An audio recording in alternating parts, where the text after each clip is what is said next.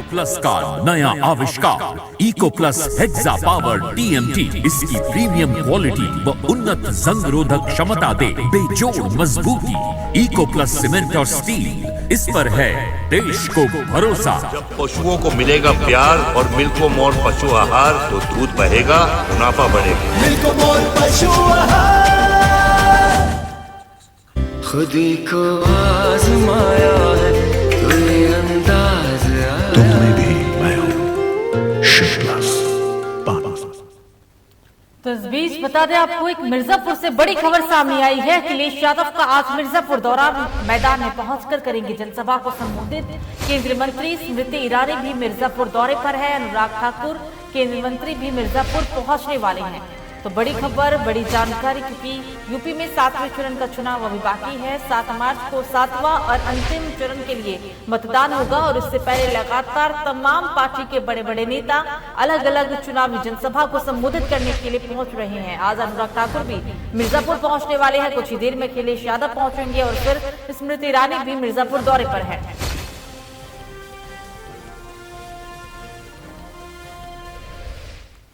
खबरों में आगे बढ़ेंगे, बात करेंगे अब नोएडा की। नोएडा सेक्टर 50 के A72 में बने जिम में देर रात लाखों के सामान की चोरी की खबर सामने आई है। जिम के संचालक विपिन यादव का आरोप है कि जिम में रखे सामान को देर रात बिल्डिंग मालिक ने बाहर किया और तोड़फोड़ भी की, जिससे कि कुछ मशीनें खराब भी हो गई। इंटरनेशनल एथलीट रहे विपिन यादव ने कड़ी मेहनत से पूंजी जमा करके जिम खोली थी। बिल्डिंग मालिक धर्मपाल सिंह के साथ जिम संचालक का किसी मामले को लेकर हालांकि जिले न्यायालय में एक मामला भी दर्ज है और देर रात जिम के अंदर दीवार तोड़ के जिम का कुछ सामान बाहर रखा गया था। ये पूरा मामला यूपी के नोएडा से, जहां पर एक मकान मालिक की दबंगई कह सकते हैं, क्योंकि दबंगई के तहत ही मकान मालिक ने जिम को खाली करवाया, सामान बाहर रखा, जिसके बाद कुछ सामान चोरी भी हो गए हैं। हालांकि कहा यह जा रहा है कि पुरानी रंजिश है ये पूरी, क्योंकि पहले से ही जिस जिम संचालक के जिम का सामान बाहर रखा गया, मकान मालिक और जिम संचालक का एक कोर्ट केस भी चल रहा है।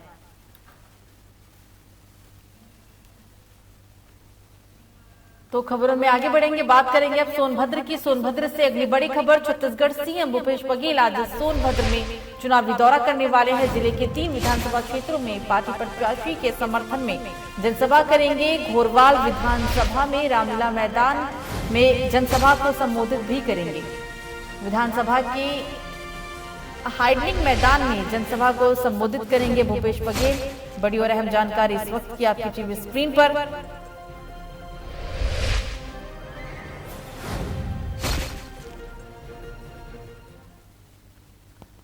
तो खबरों में आगे बढ़ेंगे और अब बात करेंगे एक और खबर की, जो कि सोनभद्र से ही सामने आ रही है। सोनभद्र में दुद्धी रामलीला मैदान जनसभा स्थल पर पहुंचे सीएम योगी। रामलीला मैदान पर उत्तर प्रदेश मुख्यमंत्री योगी आदित्यनाथ की जनसभा प्रत्याशी राम दुलारी गोंड को जिताने की जनता से अपील करने वाले हैं। अंतिम चरण के चुनाव प्रचार का आज अंतिम दिन है। शाम को 6 बजे चुनाव प्रचार थम जाएगा और फिर एक दिन बाद यानी कि 7 मार्च को चुनाव होना है। मतदान की तारीख 7 मार्च, 9 जिलों की 54 विधानसभा सीटों पर मतदान। और इसी वजह से आज सोनभद्र में सूबे के मुखिया योगी आदित्यनाथ पहुंचने वाले हैं और बीजेपी प्रत्याशी के पक्ष में लोगों से वोट भी मांगेंगे। सोनभद्र की चारों विधानसभा सीट जीतने के लिए उन्होंने पूरी ताकत झोंक दी है। जनसभा स्थल पर बीजेपी कार्यकर्ताओं और समर्थकों की भारी भीड़ देखने को मिली।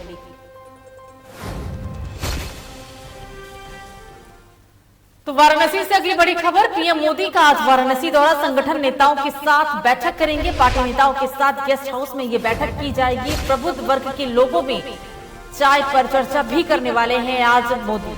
निजी प्रतिष्ठान में 11 बजे चाय पर चर्चा की गई। 1 बजे फिर खुजूरी में जनसभा की गई। प्रधानमंत्री नरेंद्र मोदी जनसभा के बाद दिल्ली रवाना होंगे।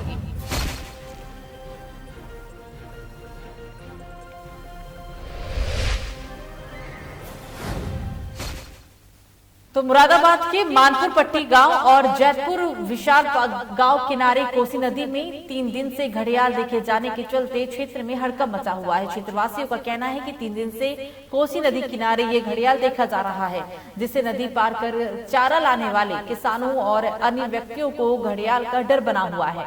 गाँव वासियों का हालांकि कहना है कि पुलिस को शिकायत और वन विभाग को शिकायत करने के बाद भी घड़ियाल नहीं पकड़ा गया। अगर घड़ियाल किसी पर हमला करता है तो प्रशासन की लापरवाही होगी।